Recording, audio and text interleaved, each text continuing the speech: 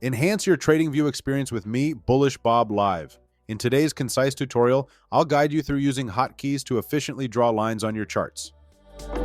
New to the channel? Like and subscribe for more educational content. Join our community at bullishboblive.com and get full access to our indicator toolkit today. Open your TradingView desktop application. Select Create a new layout. When the chart loads, select the time frame you want to mark your lines and levels on. Once you have the time frame selected, simply zoom in or out on your chart using the mouse scroll wheel. When you see an area of value, you can draw a line by using the hotkeys Alt-H. You can select this line to adjust the color, thickness, or value. You can also choose to set an alert if the price crosses this line. We often recommend setting alerts below key areas of value to better assess the price action before entering a trade. For a quick video on setting up chart alerts easy, see our description below, or click the link in the top right corner.